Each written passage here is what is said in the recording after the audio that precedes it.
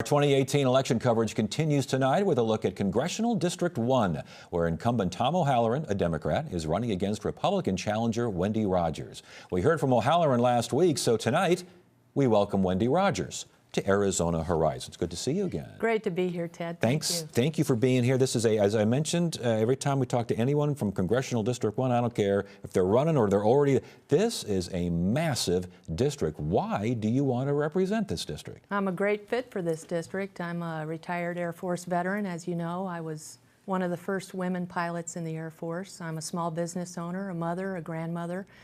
And with my own aircraft, a Cessna 182, my husband and I have traversed the district. And if I may read you a few towns and cities we've been in, we've conducted over 60 rallies in the last many months. So we've been to Page, Window Rock, Kayenta, Shanto, Oak Springs, Ganado, Loop, Safford, Thatcher, Pima, Duncan, Oro Valley, Marana, Maricopa, Saddlebrook, Catalina, Coolidge, Casa Grande, Eager, Sedona, Springerville, Sholo, Concho, St. John's, Snowflake, Taylor, Heber, Overguard, Pinetop, Lakeside, Flagstaff, Globe, Miami, Camp Verde, Morenci, Eloy, Forest Lake, and Chinle. Sounds like a country western song there. Yes. You listen out there. Well, with that in mind, and again, this I think we talked, this is bigger than the state of Pennsylvania. Yes. This district is Yes. so big. All those towns you mentioned, what is, encapsulate here, the biggest need for this district? For their congressperson to show up.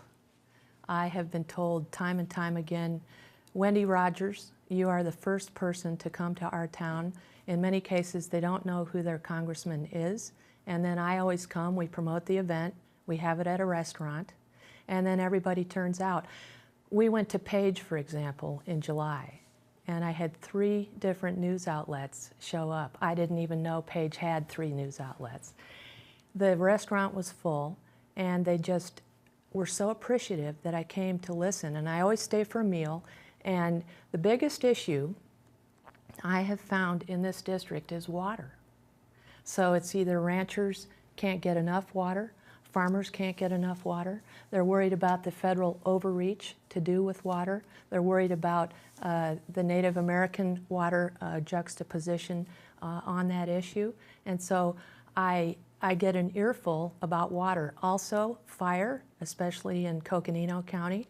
And as a good friend of mine said to me the other day, who runs the airport at Flagstaff, he said, all my years here, it's always about fire and water. Yeah. So let's talk about water. What can you do as a congresswoman from the federal angle to alleviate the concerns? Because there are massive, as you mentioned, there are a lot of concerns here, Yes. some on the federal level, a lot of which the state can handle. What can you do? We can reduce federal overreach. That's the big complaint that I get. People who are unelected bureaucrats come in and dictate to the locals, either the ranchers or the farmers, as to how much water they can have and how it is to be used. So this is what I hear about time and time again, and I have been told that over the years they have not been well represented, and they want someone who will fight for them. This is who I am. I am a fighter. I am someone who has fought for my beliefs my whole life. I'm a 5th generation career military officer. And so when I come to see folks at all these hard-scrabble towns and cities, these are the flyover cities. These are the towns where the farmers and the veterans and the ranchers and the miners and the railroad workers are all neglected. They don't feel like anybody's listening. And so I will go back and support them and do everything I can to reduce taxation, reduce regulation, and get the federal government out of the way. How far do you reduce regulation and get the federal government out of the way without hampering and harming other things in the state? In other words, is there compromise on these issues? We want to get them, get those areas of federal overreach reduced as much as possible to free up the free market. Take Apache County, for example. I've been there many, many times, flown into the Springerville airport. I think, if I'm not mistaken, 60% of Apache County is minimized with internet, broadband, and electricity. There are the so-called pioneering homeless who live on the land, and then they come in for a shower once a week. My ally, Doyle Shamley, who's been a county supervisor there, who's now running for State House, as a combat veteran, has told me that Apache County is worse off than Afghanistan, which is where he served. And so I have made all these alliances and gone on all these trips and explored and delved into what the issues are with folks and built alliances all around in all 11 counties, as we were discussing in the green room. We have 15 counties in Arizona. 11 of them, some of or all of, are in my district. It will take effort, though, to get an Arizona county from not being even remotely compared to Afghanistan, whether it's infrastructure, whether it's other things. You don't want to see too much government and you don't want to see regulation. How do you address these issues without at least part, and you will be representing the federal government, how do you not say, get a little push from the big fellows back east to help some of these folks? I will have a seat at the table with this president. I was an early supporter of Donald Trump. I will be with him tomorrow at the rally. I supported him back in 2015. That's what this district has lacked thus far. So I will have a seat at the table with this president so that we can do as much as we can to free up the free market and reduce federal overreach. You mentioned the president. I'm asking all Republican candidates, and some folks don't like it, but too bad. I want to ask all Republican candidates this question because it's everyone's talking about it. His behavior in office. Your thoughts? I worry about the mission. I don't worry about the personality.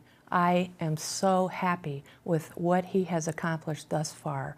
I am a mission-oriented person because by nature I'm military and I'm business owner. So these are some of the things he has done. Small business optimism has surged to the highest level ever, topping previous record under Reagan. Economy adds more jobs than expected in August. Wage growth hits a post-recession high. Job openings climbed to a record 6.9 million. U.S. stocks reach new high ahead of a record bull market. U.S. household income increases for third straight year to 61,000. These are things that matter because he has gotten these things done. That's what I'm concerned with. Your opponent, I question your opponent about the economy right now, and he says, yeah, it's going pretty well. It's been going well for 8 years. It didn't just happen with the president coming on the scene. How do you respond to that? I say there has been a sharp uptick in economic progress since this president has come on board. And I attribute it to his business acumen, his ability to make deals. I've read his books. He is a master negotiator, and he is one step ahead of everyone in this country. And let me read a couple more. America is now the world's largest oil producer. Jobless claims have fallen to 203,000. They haven't been this low since I was in high school. 1969, middle class income hits all-time high. Hispanic income hits all-time high. And you're saying those numbers are primarily because of the president? Affirmative, yes, I am. Okay, are you saying it's because of the tax cut? Was that a major factor? Because major factor. Critics say that this is a $1.5 trillion tax cut. It benefits the wealthy, it benefits corporations, and it's killing us as far as the deficit is concerned. Why is the economy going so well and the deficit surging? We will get a hold of the deficit. I will sign the balanced budget amendment. But here is what I'm saying. This president, yes, has had the big impact to make this happen. And the economy, all boats will rise. We need another tax cut. We need tax cut 2.0. All boats will rise, and we will handle this deficit as we all improve. Do you think the residents of Congressional District 1 have the same feeling about a president who calls women horse face, for goodness sakes, and other things, and yet, as you mentioned, is presiding over an economy that's working? Congressional District 1 is an interesting district. Yes. You've got a lot of folks there with a variety of opinions. Do you think that they approve of the way the president is behaving? Absolutely. You should see the turnouts at my events. We had 80 people at my event last Friday in Maricopa City. We had to back up so far we couldn't even get everybody in the picture frame without getting out into the street. Everybody is so excited. They are fired up. They see hope. We are coming back from the brink, and there is economic promise and hope on the horizon, especially for us small business owners. Social Security, Medicare, Medicaid. We mentioned the debt. Mitch McConnell, Senator McConnell, just got finished saying a couple days ago that the reason the debt is so high right now, it's not a tax cut. The deficit is, not affecting that. It's these programs. And there was the thought, not so subtle hint, that these programs need to be cut or in some way altered. Do you agree with that? We need to protect Social Security. I'll go to Congress to absolutely protect it. It's my money. It's your money that we paid into Social Security. There are economies of scale that we can make with Medicare and Medicaid. I worked for the government for 20 years. I know that a fine pencil can be made to government programs to make them more efficient. But we have to protect what seniors have put into Social Security, and I will go to Congress to protect it. Okay, you will protect it, but how far in terms of, again, Social Security, Medicare especially, and Medicaid? Mm-hmm. Do you raise the eligibility rate for Medicare? What do you do? I think that requires great study, and I will be happy to go to Congress to do that. There are cuts that can be made. For example, we shouldn't be funding countries who don't like us. There are other cuts that can be made so that we can make sure there's enough money in Social Security. The Kavanaugh hearings, the confirmation hearings, your opponent, Tom O'Halloran, said conduct on both sides, the conduct was uncalled for. Do you agree with that? I say that the Democrats' behavior was absolutely incorrigible.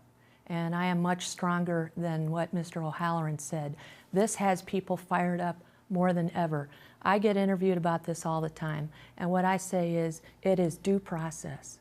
It is the rule of law that we have to follow. And if we let the House of Representatives fall into Democrat hands and we Republicans don't hold the House of Representatives, you're going to see chaos politics. You're going to see a circus in the House of Representatives, just as we saw in that Supreme Court hearing. Do you believe the process was fair to Dr. Ford? You're a woman. I mean, this woman claimed to be abused a long time ago. We all know the story here. But she claimed, and this has resonated with a lot of women, and many tend to find that, she wasn't treated as well as she could have. Others are saying the judge wasn't treated as well as he could have. I'm sure that's where you stand. But what about Dr. Ford? What do you think about that? I think she was brave to come forward. But this is, again, it comes down to due process and the rule of law. And so this is the kind of hearing, this is the kind of setup we have where we determine if someone is fit for duty. And I think that how those hearings were handled was despicable, and it has the Republican base, including me, fired up and not happy with how that went down. You mentioned fit for duty. Do you believe Judge Kavanaugh is fit for the Supreme Court after the way he reacted in front of those United States senators? Absolutely, he is fit for duty. I will be proud to have him as a justice. Immigration, real quickly, we're running out of time here. The border wall. Why is the border wall so important? Your opponent says we already have enough Border Patrol agents, we have technology, we have the will and the means to get this done, I should say. The means to get this, we don't have the will to get this done. You can do it if you want it. You don't need a border wall necessarily. You say... Yes, we absolutely need a border wall. And we need everything we can. Good fences make good neighbors. And we have to make an absolute best wall approach we can, whatever it takes. Where we can build a wall, we should. I sat on the airplane with 2 Customs and Border Patrol agents a couple of years ago and got an earful for 4 hours. And that made a big imprint on me. The Customs and Border Patrol agents, they want a wall. And wherever we can't build a physical wall, we need the best, most advanced surveillance and other techniques possible. I visited the wall. I went to the prototypes in San Diego when I first launched my campaign. We had 25,000 people view my video within 24 hours of us filming it, because there is a palpable requirement with me and with the rest of my district that we absolutely build the wall. You got 30 seconds left here, okay? Last question. Are you too conservative for Congressional District 1? I'm a fighter.